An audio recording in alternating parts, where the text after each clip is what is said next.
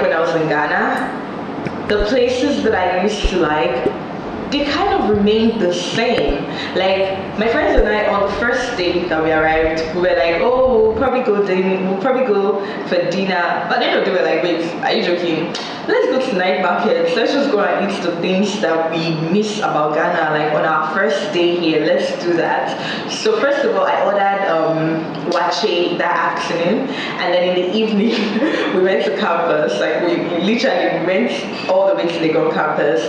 We got kelewele, we got sausage kebab, we got goat meat kebab, we got fried yam and fried potato, we got hey, what else did we get? We got buffaloes, we got plantain chips, we got bread, we got sweet bread. Oh no, sugar bread. We got sugar bread. What else did we get from campus? Because I think there's something else we got, I just cannot remember. And guys, the fried yam tasted exact same as we remember. The kelewele tasted exactly like I remember. The sugar bread exactly as I remember. The sausage kebab, everything was the same, and I was just like, oh my god, the wache that I ate was tasting exactly the same. I'm like, nothing changed. That's amazing.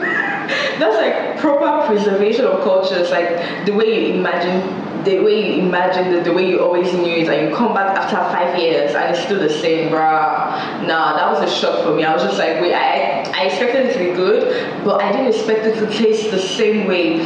So that was my first culture shock, that things tasted exactly as I left them. Like we had Boys on the next day after we arrived. Boys is a particular restaurant. They are at they're not at a Kongolo. Hey, I've forgotten the name of that place, but they are somewhere on East Legon stretch. They sell fried rice, and it's called Boys. Let me tell you, this thing tasted the exact same way we remembered it, because my friends and I fantasized about it before we got to Ghana, and it tasted the same. Yeah, I just was happy about that. So yeah, that's my first culture shock. The next culture shock is that everything is now expensive. That one shocked me all. It shocked me all. Hey, Ghana has become more expensive, and I know that it's been 5 years, and I know that even my home country Nigeria has become expensive, but I don't know, I just get the sense that Ghana has become a lot more expensive, and for me it was a shocker. Like I'm just like, why? Like we tried to get malt, and from night market malt was like 5 cedis, and 5 cedis is like 500 naira equivalent, you know, if you convert it to naira, because the exchange rate is like almost similar. We tried to get Mirinda, and Mirinda was like 7 cedis. Ghana is just more expensive. See, we were trying to order food online, and we were in an Uber, and the delivery guy was like, oh, it would take 25 to 30 cedis to deliver, and the distance was not a lot, and the Uber guy was like, oh, that's not bad. I was just like, yeah, I know that in Nigeria you could do delivery for like 2,500 naira, which is the equivalent of 25 cedis, but nobody would say that's not bad, because the distance is not a lot. Like, that's bad. I don't know, but like, things have become expensive, guys. I heard that fuel is now so expensive in Ghana. It is ridiculous, and it just made me a little sad, because I was thinking about like the people who are not as wealthy, or even like the average man, and how they must be surviving. Every day you go out, you're obviously going to spend money, and if the country has become so expensive, it just made me wonder how, like, is the income increasing as the expenses increase, you know? So that was a culture shock for me as well. The next culture shock, you guys, tell me this one, because I don't really know. I don't understand. It rained. So the day we were coming back to Nigeria, it rained on that day. That was the only day it rained throughout our stay in Ghana. And everybody in Ghana was acting like the world was going to end. it was the funniest thing. Like, okay, fine, we checked the weather app and it said it was going to rain. But obviously in Nigeria, when it rains, everything is still going as usual. So I just kind of thought, yeah, it's raining, okay. And that day, I remember we were trying to get Kelewele and chicken from campus before we left for Nigeria. We actually wanted to take it to Nigeria so we could give it to some of our loved ones. Now we call campus, we call because they call Perry Chicken on Legon campus. We called them and we're like, hey, we want to order Kelewele and chicken. And they're like, oh, sorry, it's raining. Okay, so? I don't get it. Send your delivery guy or something. They're like, no, it's raining. I'm like, yeah, we're aware, but like, won't it stop raining? Like, so you wouldn't take our order because it's raining. They didn't take our order, guys. They did not take our order. We tried to call another delivery company. It's raining, ma.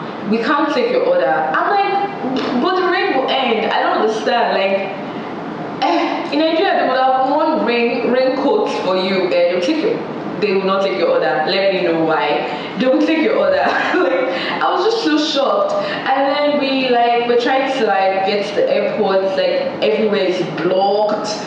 Then my friend is Ghanaian. He took us to the airport and he was like, oh, and I'm like, hey, I don't understand. Like, so does it mean that when it rains, people don't go to work? It's like, people will go to work, but their productivity will be low. Sorry? What? You say? It can never be Nigeria. Nah. That was definitely a culture shock for me because I don't know, I guess when I was in Legon, I was on campus, and honestly it doesn't really rain as bad, or maybe the period it rains is when I'm on holiday in Nigeria. So I don't know, I just didn't really remember Ghana to be a place that rain falls a lot. So for me, it was a shocker that we couldn't even move around. We couldn't getting to the airport was a hustle just because it rained. I was teasing my friend. I'm like, a small rain, Ghana is acting like the world is about to end. Like this world. I don't understand. But yeah, that was definitely a shocker for me. I'm like, oh no. Nigerians would never reject an order because it's raining. Could you just be like, oh yeah, when it stops raining, I'll deliver it. Or guys, this one, I really need somebody in the comment section to please help me. If you're Ghanaian, help me make it make sense. So my friends and I, on the first day, we went to the Legon campus, and everybody was kind of driving. Everybody had a car.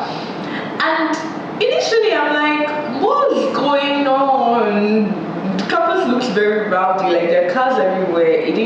Before, you would only find taxis, a few cars, and then the shuttles. But now, everybody has a car. Everybody and their brother and their sister and their uncle have a car. And during my time, it wasn't the same. I went to Ghana in 2011 and I graduated in 2015. So maybe at that time, things were different. But at that time, if there were 10 friends, you only find one of them out of 10. Or even 20 friends, only one would be driving a car. And even that car, it would be an old car. But this time around, I went to Ghana and everybody, from level 100 to graduate students, were all driving. And I was just like, that's different. So let me know what changed. Last month at campus, I remember, everybody's not driving. I feel now, if there are 10 friends, maybe 9 people will be driving and one isn't driving. I might be wrong. It might just be my generalization of what I saw. But I went to campus 3 times or twice, and literally it was the same thing every time. More cars on campus. Culture shock, for sure. Another one. Ghanaians are actually very loyal people. If you argue or you don't agree with me, please let me know. I want to know why you don't agree, because I might be wrong. Loyalty? What? Very loyal people. Guys, a lot of the places that we used to buy stuff from, stuff like plantain chips, fruits, bread, rice, Kelewele, on fried yam, everywhere that we used to buy stuff from on campus since 2011, they still had the same people selling in 2022. That's 10 years after. Or less or more. My math is not so good. But what? The same people, in fact, you know the one that's even more shocking, you say, oh yeah, if they're the owners of the shop, where are they going to? No, some of them are not the direct owners of the stores. In fact, You can go to a place where there are like four people selling, and the four of them have not changed. The four of them are still serving there. I don't know if I don't know if it's the same thing in Nigeria. I feel like if it was Nigeria, they would have changed the staff, or they would have left, or they would have gotten a new job, or something. I don't know, anything. You just are not guaranteed that you would. I mean, there's some people that would stay in a place for a really long time and keep selling, but like, I don't know, it was just a shocker for me. Like, there were a couple of, even when we went to Boys, my friend was telling me that this exact same people, the same one that collects money, the same one that packages the rice, the same one that does the salad, they were all still in their positions. Isn't that shocking? I found it to be shocking. I was like, wow, this is loyalty at its peak. What? I was shocked. I was definitely shocked. I was definitely shocked. Leave your comments in the comments and let me know what you think about this video, because we need to educate ourselves and understand ourselves so that we can be able to build one Africa together. So what she said about raining and all that, for me, I feel like when it's raining, you don't need to come out. You just have to be in your house, like, because sometimes it's flat, sometimes it's light out, sometimes the winds are heavies and etc. Leave your comments in the comment section.